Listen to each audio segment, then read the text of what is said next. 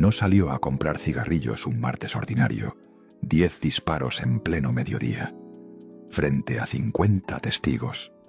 25 años después, nadie está en prisión. Su nombre era Francisco Jorge Stanley Albaitero. Paco Stanley para todo México. El conductor más querido de la televisión mexicana. El hombre que despertaba a millones de niños cada mañana con su programa Pácatelas. Un martes 7 de junio de 1999, a la 1:45 de la tarde, 4 hombres armados lo acribillaron en la colonia Prado Churubusco, y lo que encontraron después fue mucho más oscuro de lo que nadie imaginaba.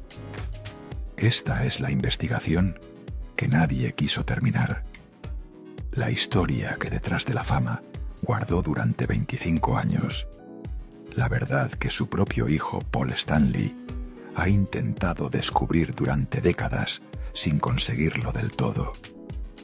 Hoy vas a conocer 4 cosas que casi nadie se atreve a revelar sobre Paco Stanley.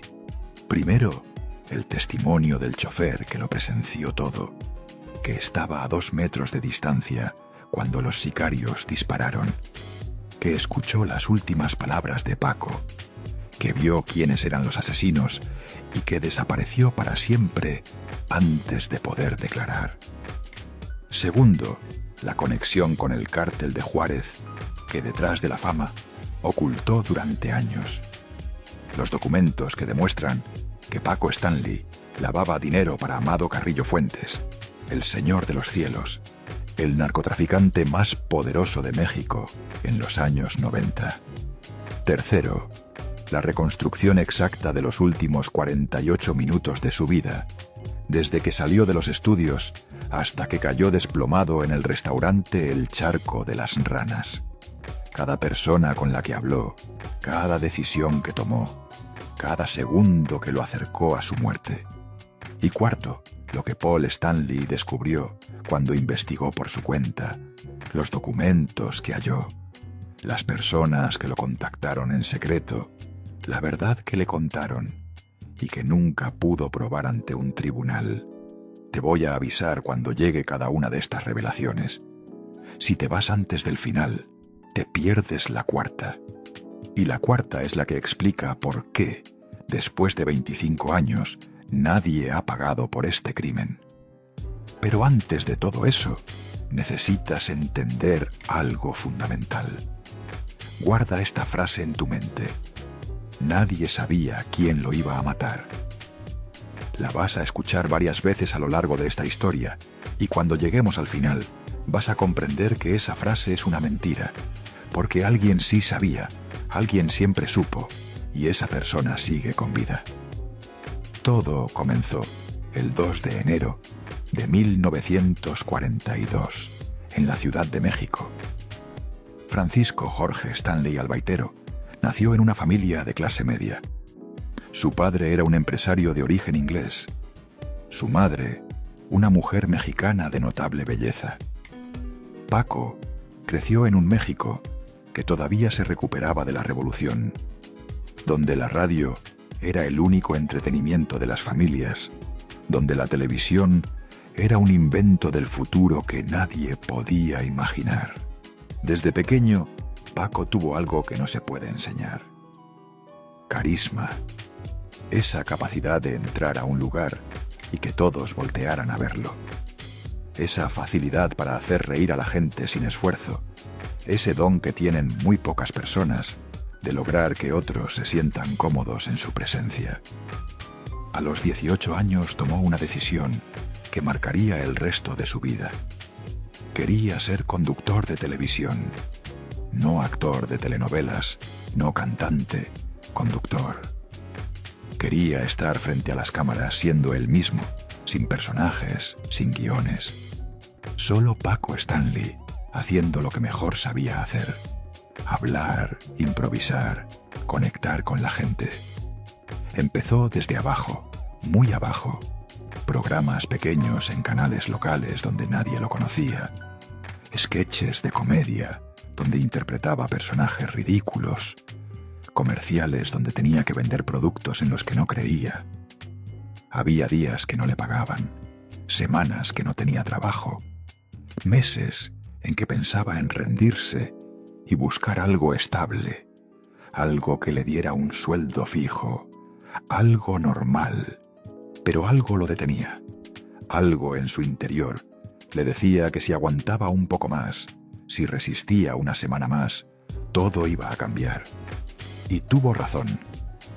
En los años 70, Paco comenzó a conseguir trabajos más importantes, programas con mejor producción, canales con mayor alcance, horarios donde la gente realmente lo veía.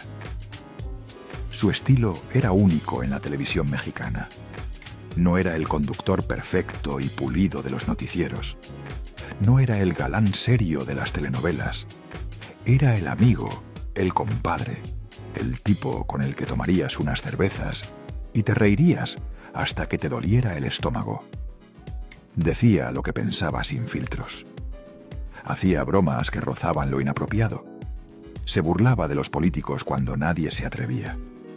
Coqueteaba con las conductoras en vivo sin ninguna pena. Y el público lo adoraba precisamente por eso.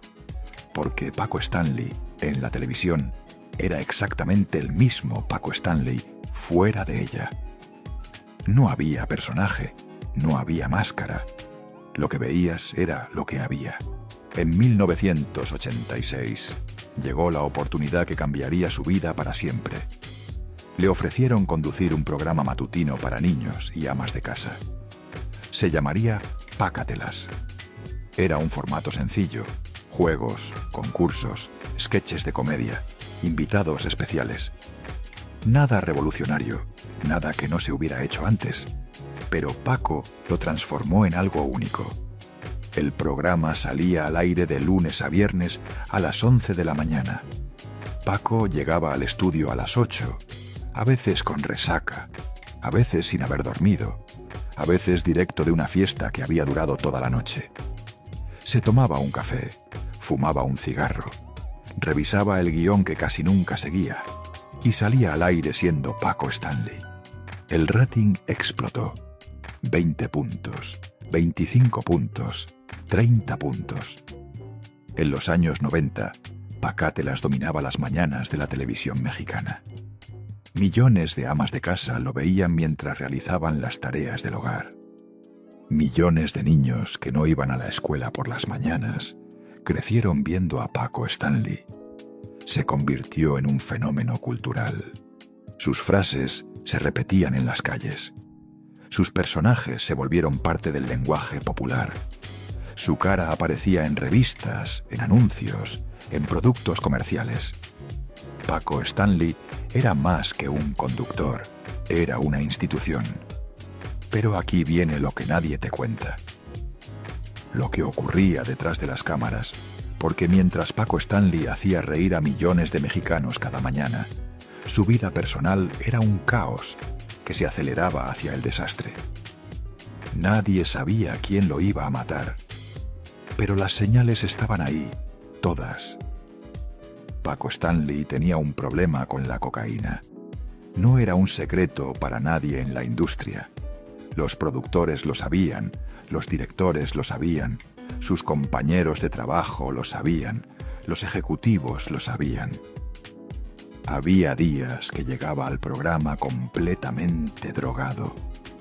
Los ojos rojos, la nariz irritada, los movimientos nerviosos, la energía artificial que venía de la coca, no del descanso.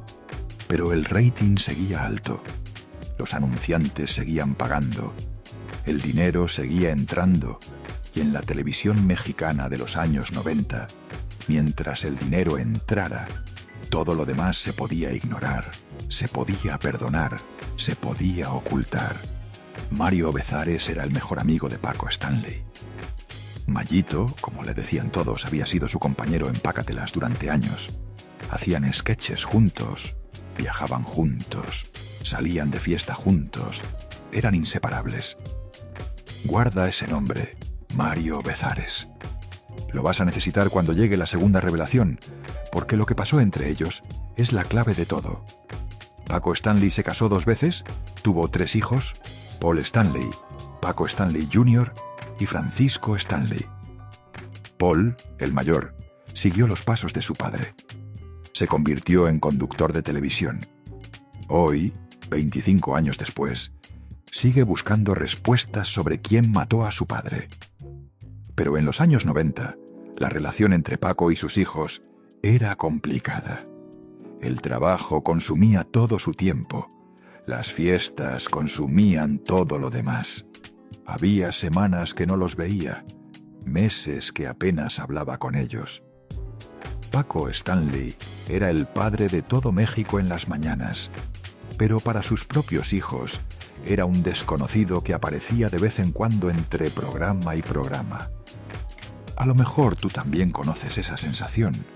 Tener un padre famoso, exitoso, admirado por todos, pero ausente en tu vida.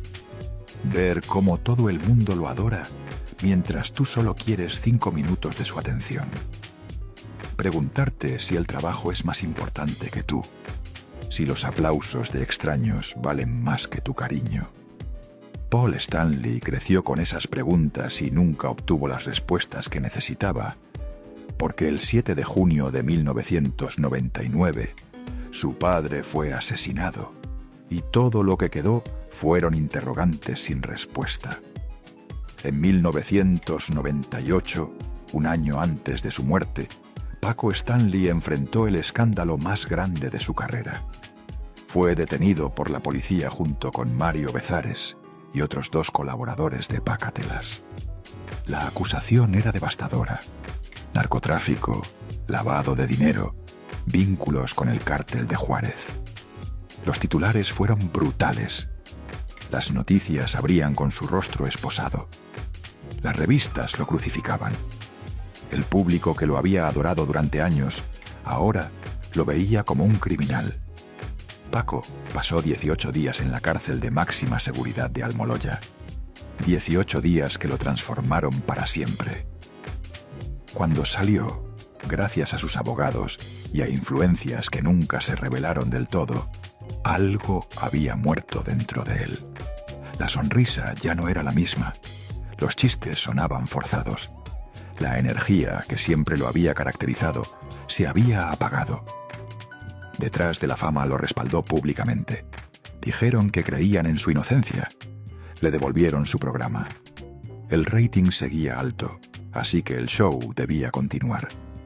Pero algo había cambiado de manera irreversible. Nadie sabía quién lo iba a matar. Pero el reloj ya estaba corriendo, y solo faltaban 8 meses. El 7 de junio de 1999 comenzó como cualquier otro martes. Siempre es importante recordar que fue martes. Paco llegó a los estudios a las 9 de la mañana. Ese día el programa fue particularmente bueno. Según los técnicos, Paco estaba de buen humor. Las bromas fluían con naturalidad. Los invitados se reían genuinamente con él. El público en el estudio aplaudía en todos los momentos precisos. A las 12:30, el programa terminó. Paco se despidió de las cámaras como siempre, con esa sonrisa, con ese guiño, con esa frase que repetía todos los días. Nos vemos mañana. Pero no habría mañana. Salió del estudio acompañado de Mario Bezares y otros colaboradores. Decidieron ir a comer. Eligieron un restaurante en la colonia Prado Churubusco, llamado El Charco de las Ranas. Era un lugar que Paco frecuentaba. Los meseros lo conocían. Los dueños lo saludaban con familiaridad. Era uno de sus lugares seguros, o eso creía. Llegaron al restaurante a la 1:15 de la tarde. Se sentaron en una mesa afuera, en la terraza. Pidieron cervezas, pidieron comida. Hablaban de tonterías, del programa de esa mañana, de los planes para el día siguiente, de chistes internos que solo ellos entendían. Eran las 1:42 de la tarde. Paco se levantó de la mesa Le dijo algo a Mario Bezares que nadie más escuchó. Caminó hacia su camioneta, que estaba estacionada frente al restaurante. Iba a buscar cigarrillos, una salida de 30 segundos nada más. Abrió la puerta de su Jeep Grand Cherokee negro. Se inclinó hacia el interior buscando la cajetilla, y entonces llegaron 4 hombres en 2 motocicletas, uniformes oscuros, cascos cerrados, armas automáticas. Uno de ellos se bajó de la moto, mientras la otra seguía en marcha. Caminó directamente hacia Paco Stanley, levantó el arma y disparó. El primer balazo le dio en la espalda. Paco cayó de rodillas junto a la camioneta. El sicario siguió disparando. 2, 3, 4, 5, 6, 7, 8, 9, 10 balazos. Todo ocurrió en 15 segundos. Los testigos dentro del restaurante no reaccionaron de inmediato. El sonido de los disparos los paralizó. El cerebro humano tarda unos segundos en procesar que lo que está escuchando son balazos reales y no un carro que truena o unos cohetes. Para cuando la gente corrió hacia afuera, los sicarios ya se habían marchado. Las motos desaparecieron por la avenida a toda velocidad y Paco Stanley estaba tirado en el suelo junto a su camioneta en un charco de sangre que crecía rápidamente. Mario Bezares salió corriendo del restaurante. Vio a su mejor amigo desangrándose en la banqueta. Alguien llamó a una ambulancia. Alguien más llamó a la policía. Los meseros salieron con toallas, intentando detener la hemorragia, pero era inútil. 10 balazos, 9 en el cuerpo, 1 en la cabeza. La ambulancia llegó 12 minutos después, demasiado tarde. Paco Stanley fue declarado muerto en el camino al hospital. Eran las 2:04 de la tarde del martes 7 de junio de 1999. El conductor más querido de la televisión mexicana había sido ejecutado en pleno día, frente a 50 testigos, en uno de los restaurantes más concurridos de la Ciudad de México. Nadie sabía quién lo iba a matar, pero alguien lo sabía. La noticia explotó en todos los medios. Las cadenas de televisión interrumpieron su programación regular. Los periódicos sacaron ediciones especiales. Las radios no hablaban de otra cosa. México entero estaba en shock. Paco Stanley, el hombre que despertaba a millones de personas cada mañana con sus bromas y su energía, estaba muerto. La Procuraduría General de Justicia del Distrito Federal abrió una investigación inmediata. Los primeros interrogados fueron quienes estaban con Paco en el restaurante ese día: Mario Bezares, Jorge Gil, Paola Durante, todos colaboradores cercanos de Pácatelas. Y aquí empieza lo extraño, lo que convirtió este caso en uno de los más polémicos de la historia criminal mexicana. Mario Bezares fue arrestado 48 horas después del asesinato. La acusación era simple, pero devastadora: homicidio calificado. Según la policía, Mario había sido quien organizó todo, quien llamó a los sicarios, quien les indicó dónde estarían ese día, quien se aseguró de que Paco saliera solo de la camioneta en el momento exacto. El mejor amigo, el compadre, el hermano, el traidor. Jorge Gil también fue detenido. Mismo cargo, misma acusación. Paola Durante, una edecán del programa que ese día comía con ellos, también fue arrestada. Una mujer de 26 años que solo estaba en el lugar equivocado, en el momento equivocado. Los 3 fueron enviados a prisión mientras se completaba la investigación y comenzó el juicio mediático más brutal que México había presenciado en años. Los medios los crucificaron, los declararon culpables antes de que un juez siquiera revisara las pruebas. Las revistas publicaban portadas con sus rostros y la palabra asesinos en letras rojas. Los programas de televisión hacían debates donde todo el mundo opinaba sobre su culpabilidad sin saber nada del caso. La familia de Paco Stanley pedía justicia. Paul Stanley, con apenas 24 años, salía en televisión exigiendo que los culpables pagaran. Todo México quería sangre. Todo México quería un culpable. Y los tenían. O eso parecía. Pero había un problema. Las pruebas no existían. No había evidencia forense que los conectara con los sicarios. No había llamadas telefónicas que demostraran contacto con el crimen organizado. No había testigos que los hubieran visto planeando el asesinato. No había absolutamente nada más que una teoría de la policía, una teoría que sonaba lógica en papel, pero que no se podía sostener en un tribunal. Mario Bezares pasó 1 año y 4 meses en la cárcel. Jorge Gil pasó el mismo tiempo. Paola. Durante estuvo 14 meses encerrada. En enero de 2001, un juez los declaró inocentes por falta de pruebas. No es que demostraran su inocencia, es que la fiscalía no pudo demostrar su culpabilidad. Salieron libres, pero sus vidas ya estaban destruidas. Mario Bezares lo perdió todo. Su carrera, su reputación. Su familia casi se desintegró. Cuando salió de prisión, nadie quería contratarlo. Su cara estaba asociada con traición y asesinato. No importaba que un juez lo hubiera declarado inocente. Para el público siempre sería el que mató a Paco Stanley. Jorge Gil desapareció del medio artístico. Nadie volvió a saber de él hasta muchos años después. Paola Durante intentó reconstruir su vida, pero la sombra del caso la persiguió durante décadas. 25 años después, en 2024, entró a La Casa de los Famosos México y lo primero que la producción destacó fue su relación con el caso Paco Stanley, como si eso la definiera para siempre, como si no fuera una persona completa más allá de ese día de junio de 1999. Y mientras los tres intentaban reconstruir sus vidas destrozadas, una pregunta quedaba en el aire sin respuesta. Si ellos no lo hicieron, entonces, ¿quién mató a Paco Stanley?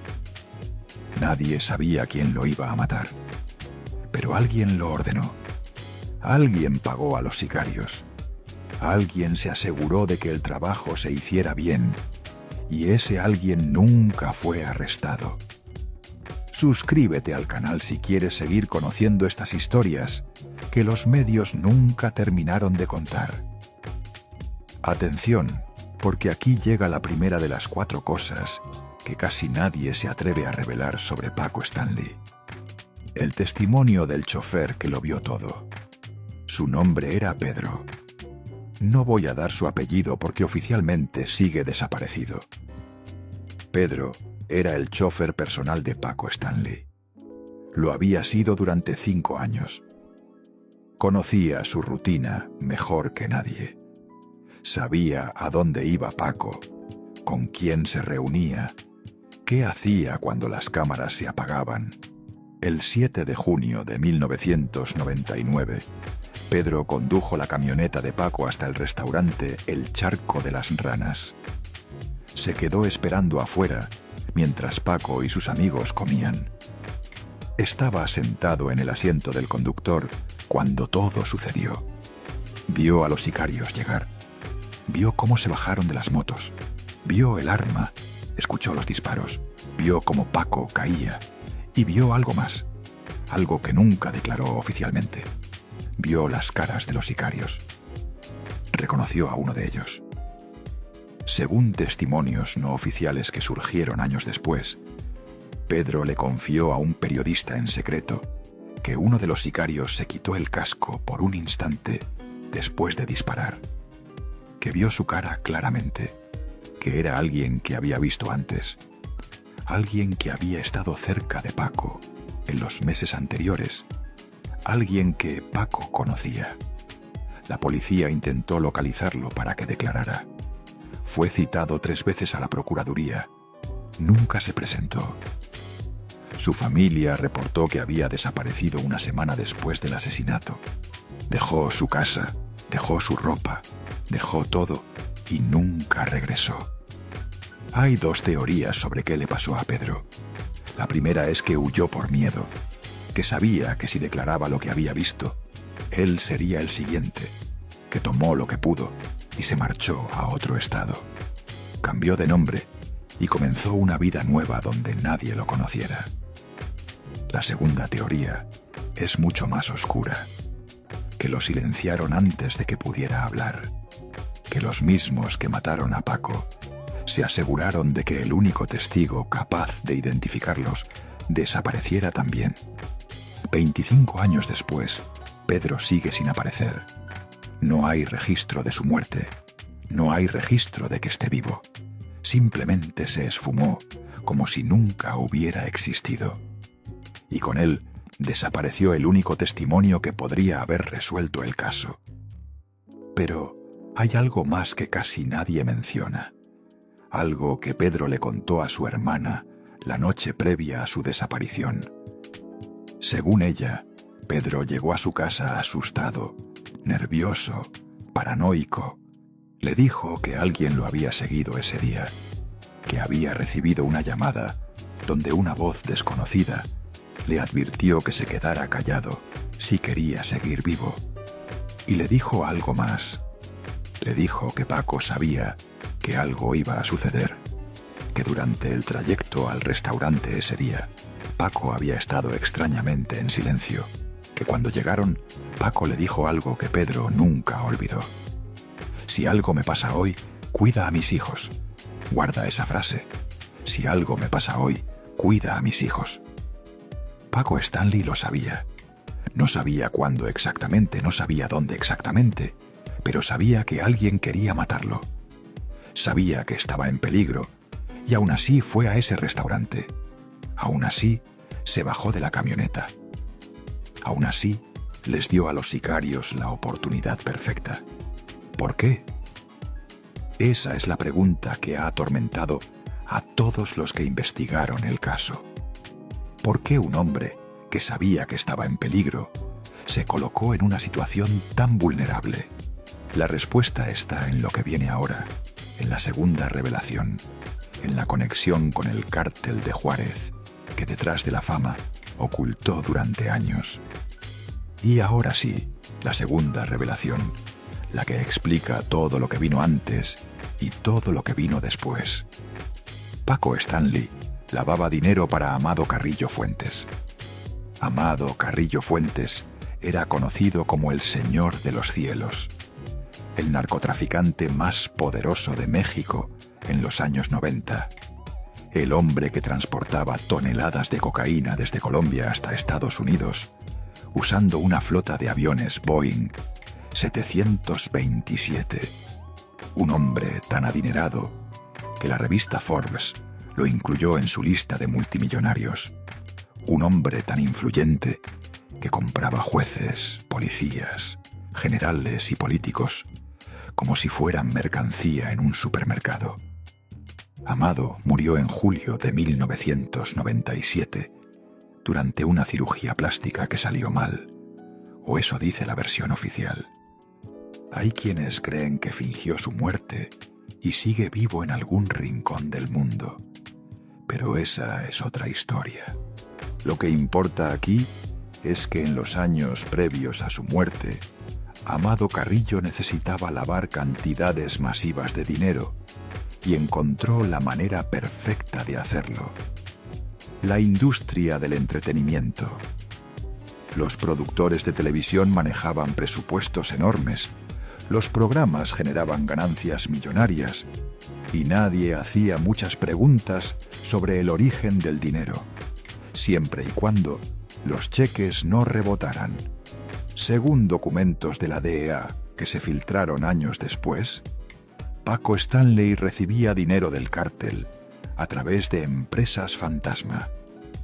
Ese dinero se utilizaba para financiar producciones de Pácatelas, viajes internacionales, eventos especiales, y parte de ese dinero también se quedaba en los bolsillos de Paco. Las autoridades estadounidenses tenían evidencia de esto. La PGR mexicana también lo sabía. Por eso arrestaron a Paco en 1998. No por consumir cocaína. Eso les importaba poco. Lo arrestaron porque estaba vinculado con el cártel, porque su nombre aparecía en investigaciones internacionales, porque sabían que era pieza de una red mucho más grande. Pero Paco salió de prisión 18 días después. ¿Cómo? ¿Quién lo sacó? ¿Qué acuerdos se hicieron? Eso nunca se reveló del todo. Lo que sí se sabe es que cuando salió, Paco estaba marcado. El cártel ya no confiaba en él. La policía lo tenía vigilado. Los estadounidenses querían extraditarlo. Estaba atrapado entre fuerzas que no podía controlar y cometió un error fatal. Empezó a hablar. Según personas cercanas a él, Paco les comentó a algunos amigos que si algo le llegara a pasar, tenía información que destruiría a mucha gente poderosa, que tenía nombres, fechas, pruebas guardadas en un lugar seguro. Básicamente firmó su sentencia de muerte, porque en el mundo del narcotráfico hay una regla absoluta. Los que saben demasiado no viven mucho tiempo. Nadie sabía quién lo iba a matar. Pero el cártel de Juárez sí lo sabía. Ellos dieron la orden. Ellos pagaron a los sicarios.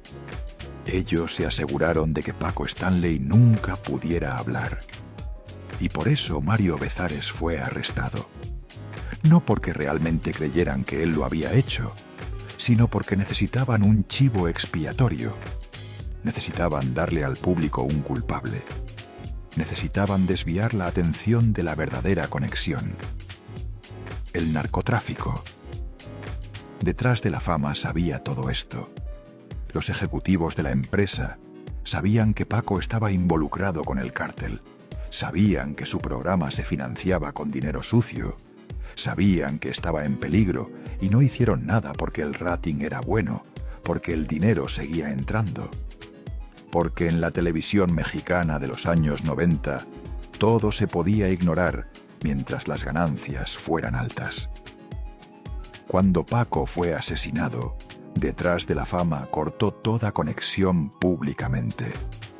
Dijeron que era un asunto personal, que ellos no tenían nada que ver, que Paco era responsable de sus propias decisiones, y cerraron filas. Nadie en la empresa habló.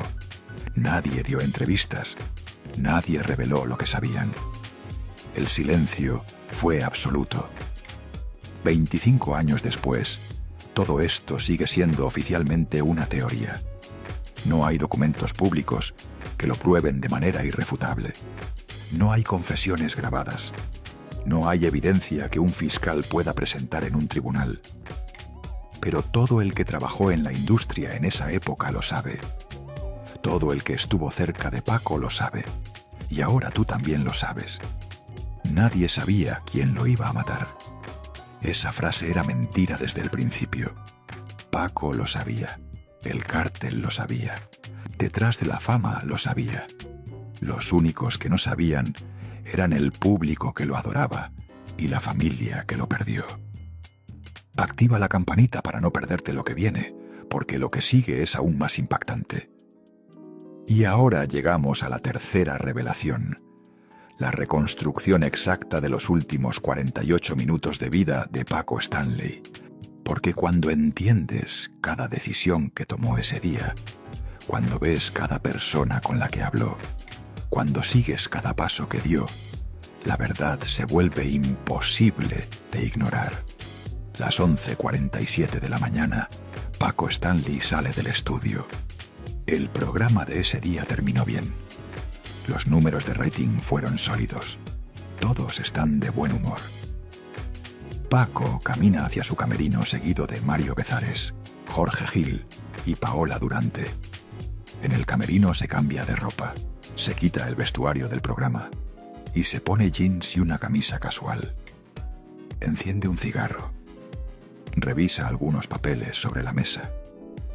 Documentos que nadie vio de cerca. Documentos que desaparecieron después del asesinato. Las 12:05 de la tarde, Paco recibe una llamada en su celular. Según los registros telefónicos que la policía revisó después, la llamada duró 4 minutos y 32 segundos.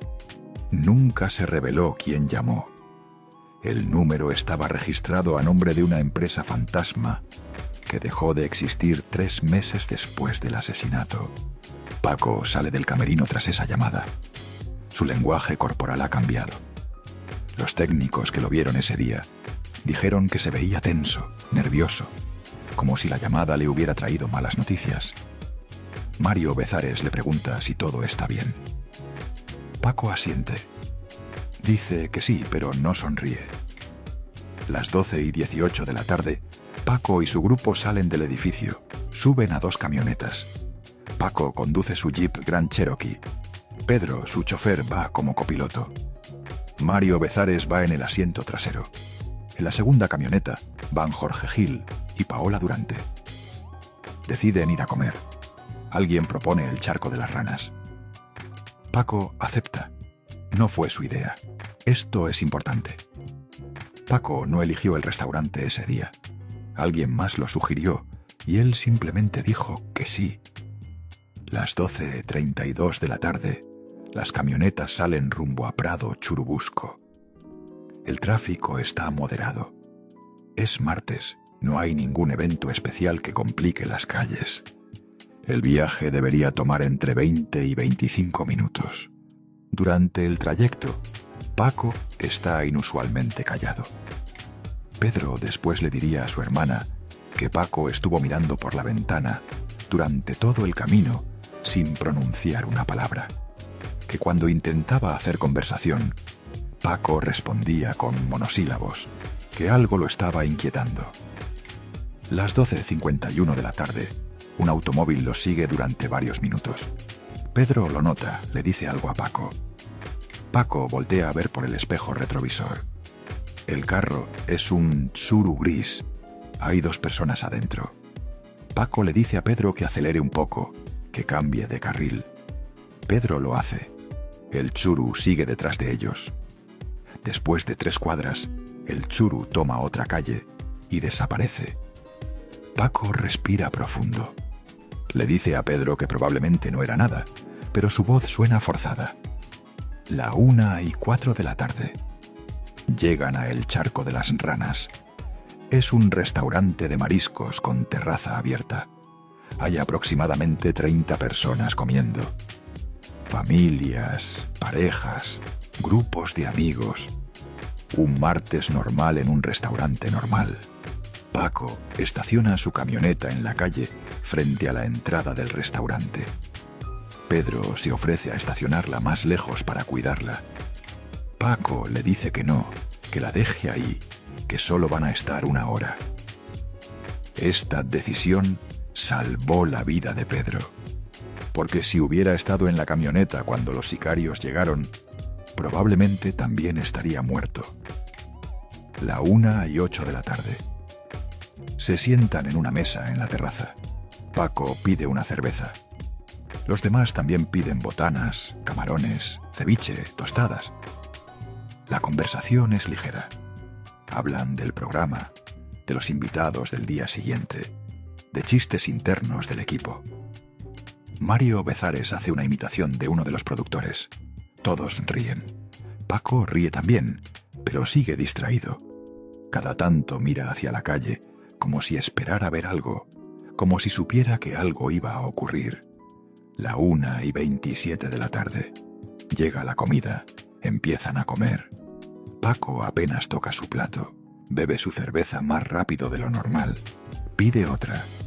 Los demás están animados, la comida está buena, el clima es perfecto, todo parece normal, pero no lo es. La 1:39 de la tarde. Paco recibe otra llamada. Esta es más breve. 47 segundos, según los registros. Se levanta de la mesa para contestar. Camina unos pasos hacia la calle. Habla en voz baja. Nadie escucha la conversación.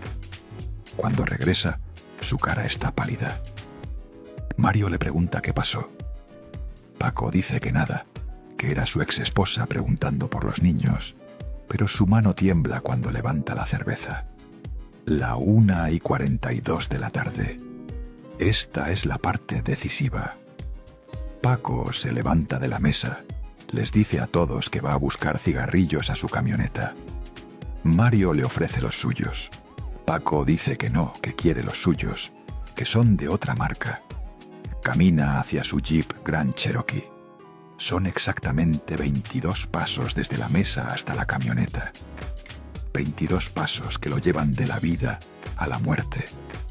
Abre la puerta del lado del conductor. Se inclina hacia adentro buscando los cigarrillos. Su espalda queda expuesta hacia la calle. La 1:44 de la tarde. 2 motos aparecen al final de la cuadra. Vienen a alta velocidad. Los motores suenan fuerte. Algunas personas en el restaurante voltean a ver por el ruido, pero no le dan importancia. Son motos. Las motos se detienen a 3 metros de la camioneta de Paco. 4 hombres, todos con cascos cerrados, todos con uniformes oscuros. Uno de ellos se baja, camina directamente hacia Paco. No corre, no grita. Simplemente camina con la calma de alguien que sabe exactamente lo que va a hacer. Levanta una pistola automática. La 1:45 de la tarde. El primer disparo. Paco cae de rodillas. Intenta voltear. Intenta ver quién le está disparando. El sicario sigue disparando. 2, 3, 4, 5. No se detiene, no duda. El entrenamiento es evidente. Esto no es un criminal improvisado, es un profesional. 6, 7, 8, 9. Paco ya está en el suelo, ya no se mueve, pero el sicario no ha terminado. Se acerca un paso más, apunta a la cabeza. 10. El último disparo, el que garantiza que no haya error, el que asegura que Paco Stanley no va a sobrevivir. La 1:45 de la tarde, con 17 segundos. El sicario regresa caminando hacia la moto. Sube. Las 2 motos arrancan. Desaparecen por la misma calle por donde llegaron. Todo el ataque duró 17 segundos desde el primer disparo hasta que las motos se perdieron de vista. 17 segundos para ejecutar al conductor más conocido de México. 17 segundos que cambiaron todo. Dentro del restaurante hay 3 segundos de silencio absoluto. El cerebro humano necesita ese tiempo para procesar lo que acaba de ocurrir, para entender que esos ruidos fueron balazos reales y no un carro que truena o unos cohetes. Y entonces empieza el caos, los gritos, la gente corriendo, las mesas volcándose, los platos rompiéndose. Mario Bezares sale corriendo del restaurante. Ve a Paco en el suelo.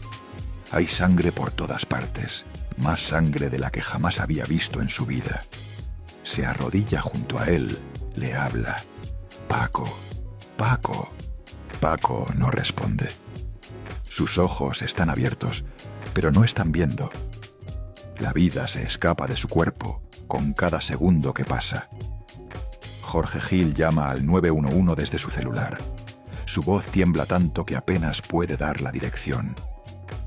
Paola Durante está en shock. Se quedó paralizada junto a la mesa. No puede moverse, no puede procesar lo que acaba de presenciar. Los meseros traen toallas. Alguien intenta contener la hemorragia, pero es inútil. 10 balazos, 9 en el torso, 1 en la cabeza. No hay forma de sobrevivir a eso. La 1:57 de la tarde.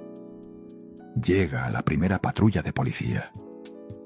Los oficiales acordonan el área. Comienzan a tomar declaraciones. Preguntan si alguien vio las placas de las motos. Nadie las vio. Preguntan si alguien reconoció a los sicarios. Todos llevaban cascos. Preguntan si había alguna razón para el ataque. Nadie sabe qué decir. Las 2:04 de la tarde.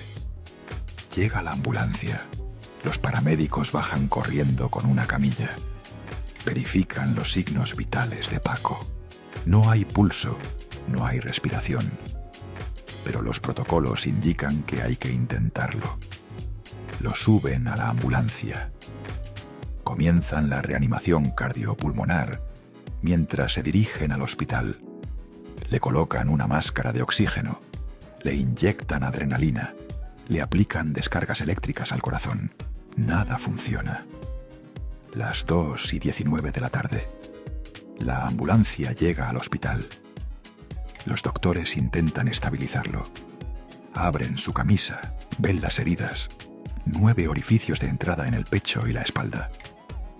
Saben que es inútil, pero tienen que intentarlo. Es Paco Stanley. No pueden simplemente rendirse. Trabajan en él durante 12 minutos. Inyecciones, compresiones, más descargas eléctricas. Su corazón no responde. Su cerebro lleva demasiado tiempo sin oxígeno.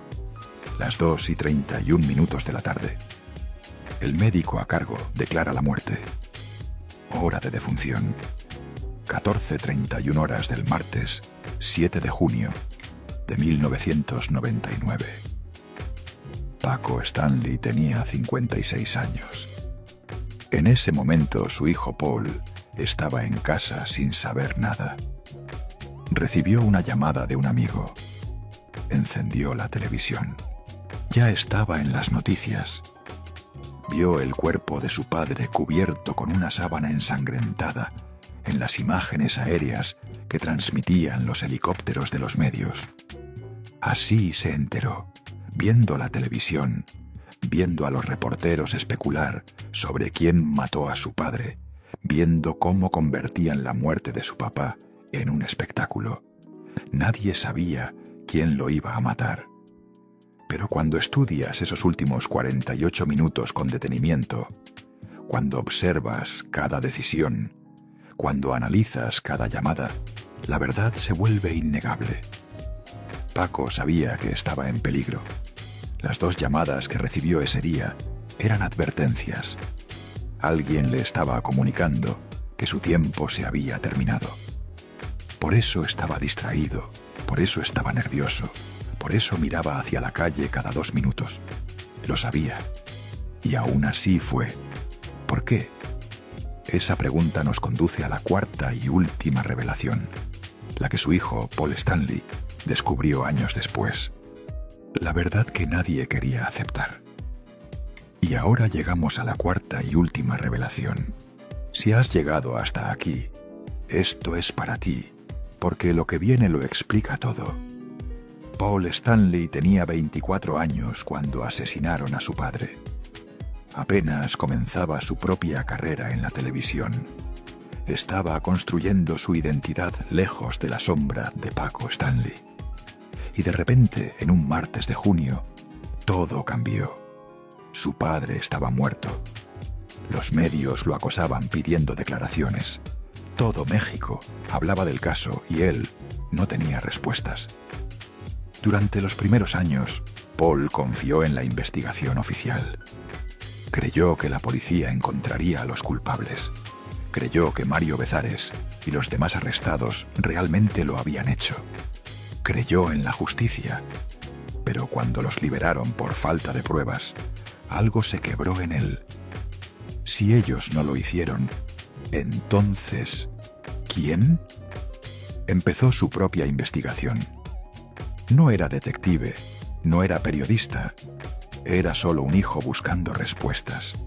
Habló con personas que trabajaron con su padre, con amigos que Paco tenía en el medio, con gente que sabía cosas, pero que nunca había querido hablar públicamente. Y lo que descubrió lo devastó. Su padre no fue asesinado por una deuda de drogas. No fue una venganza personal de Mario Bezares. No fue un asalto que salió mal. Fue una ejecución ordenada por el crimen organizado, porque Paco Stanley sabía demasiado. Y lo más doloroso de todo, Paco sabía lo que iba a pasar. En las semanas previas a su muerte, Paco había comenzado a comportarse de manera extraña. Según las personas cercanas a él, estaba paranoico. Decía que alguien lo seguía. Decía que su teléfono estaba intervenido. Decía que si algo le ocurría, había un sobre con información guardado en un lugar seguro. Paul buscó ese sobre durante años. Habló con los abogados de su padre, revisó cajas de seguridad, contactó a todas las personas de confianza de Paco. Nunca lo encontró. Hay dos posibilidades.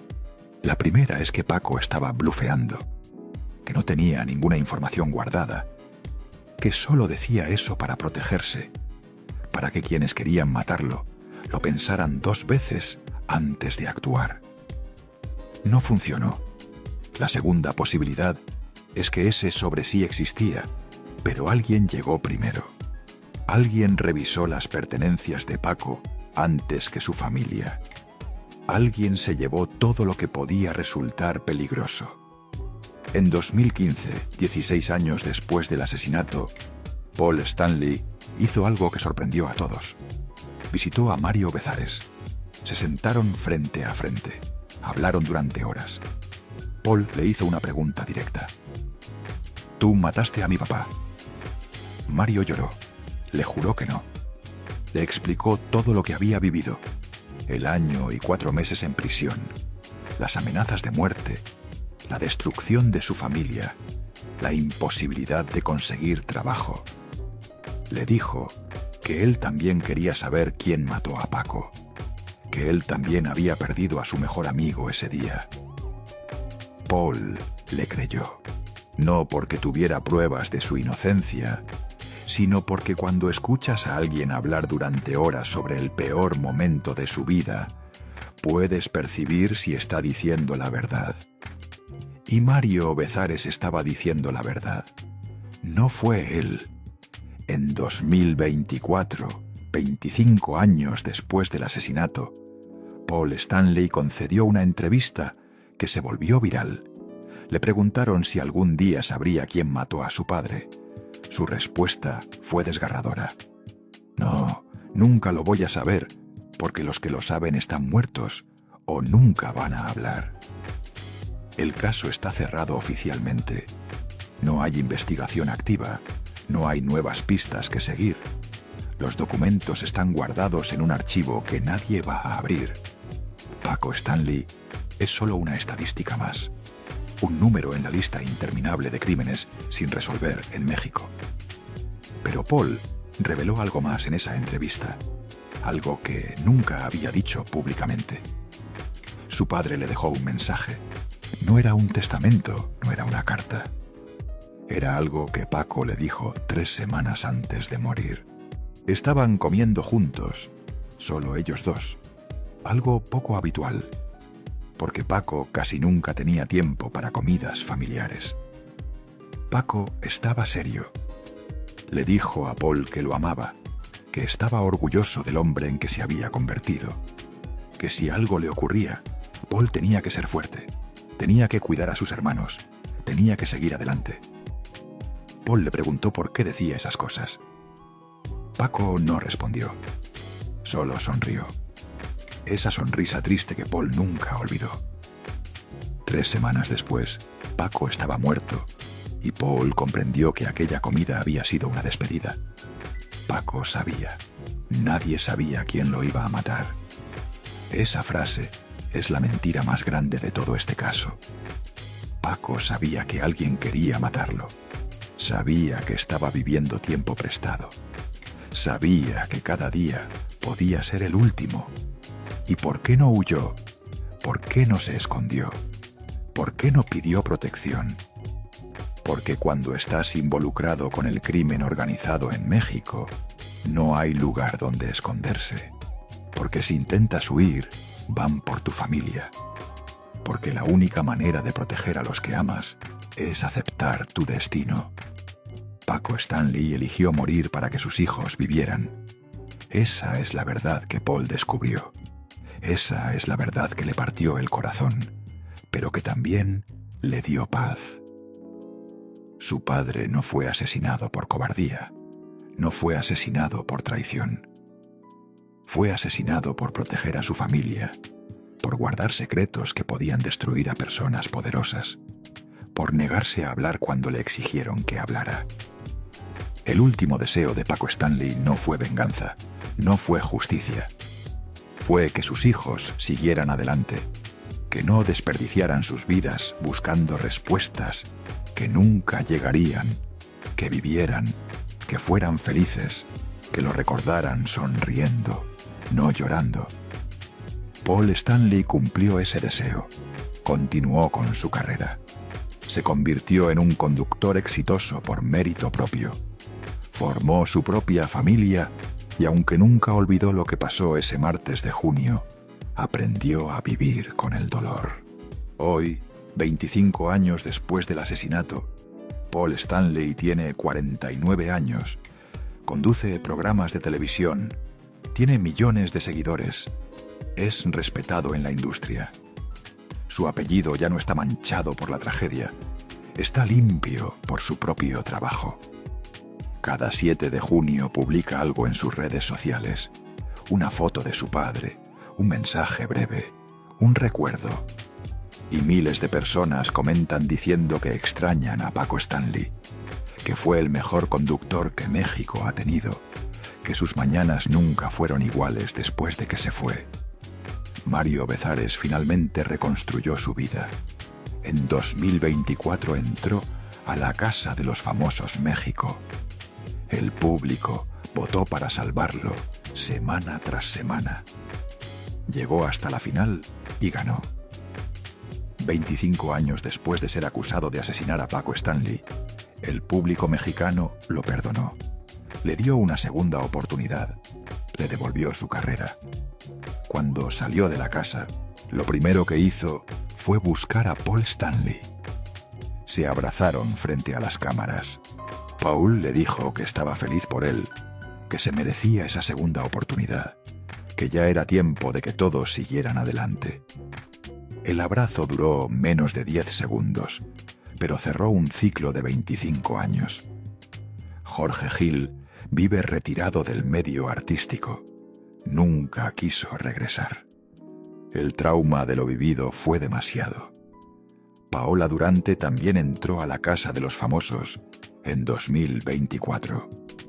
Habló por primera vez en 25 años sobre lo que vivió, sobre los 14 meses en prisión, sobre cómo ese día destruyó su vida, sobre cómo lo perdió todo por estar en el lugar equivocado, en el momento equivocado. El público la apoyó, la comprendió, la perdonó por algo que nunca cometió. Los 4 sicarios que mataron a Paco Stanley nunca fueron arrestados, nunca fueron identificados oficialmente, nunca pagaron por su crimen. Probablemente están muertos. Así funciona el crimen organizado. Los sicarios tienen una esperanza de vida muy corta. O los mata la policía, o los mata un cártel rival, o los mata su propio cártel cuando se convierten en un problema. Nadie vive mucho en ese mundo. El cártel de Juárez se desintegró años después. Las luchas internas, la guerra contra otros cárteles, la presión del gobierno, todo contribuyó a su caída. Los líderes están muertos o en prisión. La organización que ordenó la muerte de Paco Stanley ya no existe. Detrás de la fama, nunca abrió sus archivos sobre el caso. Nunca reveló lo que sabía. Nunca admitió su complicidad en financiar un programa con dinero del narco. El silencio de la empresa fue absoluto y nunca se rompió. El restaurante El Charco de las Ranas cerró años después. El lugar quedó marcado. La gente dejó de ir. Los dueños vendieron. Hoy es otro negocio. Pero los vecinos de la colonia todavía recuerdan ese día. Todavía señalan el lugar exacto donde cayó Paco Stanley. Y cada 7 de junio, alguien deja flores. No se sabe quién. Aparecen por la mañana. Un ramo sencillo en la banqueta, sin tarjeta, sin nombre. Solo flores que recuerdan que ahí murió el conductor más querido de México. Nadie sabía quién lo iba a matar. Esa frase persiguió a Paco Stanley toda su vida. Desde que empezó a trabajar con el crimen organizado, desde que aceptó ese dinero que no debía aceptar, desde que guardó secretos que no debía guardar, vivió con miedo durante años, mirando por encima del hombro, preguntándose si cada día sería el último. Y el 7 de junio de 1999, finalmente lo fue. Paco Stanley nació el 2 de enero de 1942 en la Ciudad de México. Creció soñando con ser conductor de televisión. Luchó durante años para conseguir su oportunidad. Cuando finalmente la tuvo, la aprovechó mejor que nadie. Se convirtió en el conductor más querido del país. Despertaba a millones de personas cada mañana con su humor. Era el amigo que entraba a tu casa a través de la pantalla. Era la risa que necesitabas antes de empezar un día difícil. Pero detrás de las cámaras, detrás de la sonrisa, detrás del personaje, había un hombre atrapado. Un hombre que había tomado decisiones equivocadas. Un hombre que sabía que el precio de esas decisiones eventualmente llegaría. Un hombre que vivió con miedo, pero que nunca lo demostró. Fue asesinado a los 56 años, en pleno día, en uno de los crímenes más emblemáticos de los años 90 en México. Un crimen que nunca se resolvió. Un crimen que nunca se resolverá. Sus 3 hijos siguieron adelante como él les pidió. Paul se convirtió en conductor exitoso. Paco Jr. y Francisco construyeron sus propias vidas lejos de la televisión. Los 3 llevan el apellido Stanley con dignidad. Los 3 honran la memoria de su padre trabajando duro. Los 3 aprendieron que a veces la justicia no llega, pero la vida sigue y tienes que encontrar la manera de continuar. 25 años después de su muerte, Paco Stanley sigue siendo recordado con cariño. Hay videos de Pácatelas en YouTube con millones de reproducciones. Hay páginas de Facebook dedicadas a su memoria con cientos de miles de seguidores. Hay una generación entera que creció viéndolo y que nunca lo olvidó. Su legado no es el crimen, no es el escándalo, no es la conexión con el narco. Su legado son las carcajadas, son las mañanas que iluminó, son los momentos de alegría que le regaló a millones de personas. Eso es lo que queda. Eso es lo que importa. Nadie sabía quién lo iba a matar. Pero él sí sabía. Vivió sus últimos meses con esa certeza y cuando llegó el momento, lo enfrentó con la dignidad que pudo. No huyó, no se escondió, no traicionó a su familia poniéndola en peligro. Aceptó su destino. Y por eso, a pesar de todo lo oscuro, a pesar de todas las decisiones equivocadas, a pesar de todo el dolor que causó, Paco Stanley murió tratando de proteger a los que amaba. Esa es su verdadera historia, no la que los periódicos contaron, no la que los programas de chismes inventaron. La verdadera, la completa, la que su hijo Paul descubrió después de años de buscar respuestas. Si esta historia te llegó al corazón, suscríbete al canal y activa la campanita, porque hay más historias como esta. Historias de personas que el público creía conocer, pero que escondían secretos devastadores. Historias de la televisión mexicana que nunca se contaron completas. Historias que necesitan ser recordadas. Comparte este video con alguien que recuerde a Paco Stanley, con alguien que creció viendo Pácatelas, con alguien que merece conocer la verdad completa después de 25 años. Déjame un comentario contándome qué parte de la historia te impactó más. ¿Fue la revelación del chofer que desapareció? ¿Fue la conexión con el cártel de Juárez? ¿Fue la reconstrucción de sus últimos minutos? ¿Fue lo que Paul Stanley descubrió? Quiero saber qué sentiste. Quiero saber qué pensaste. La próxima semana regreso con otra historia que te va a dejar sin palabras. Los otros conductores de Detrás de la Fama, que murieron en circunstancias sospechosas. Los presentadores que sabían demasiado y pagaron el precio. Los casos que quedaron enterrados en los archivos de la empresa.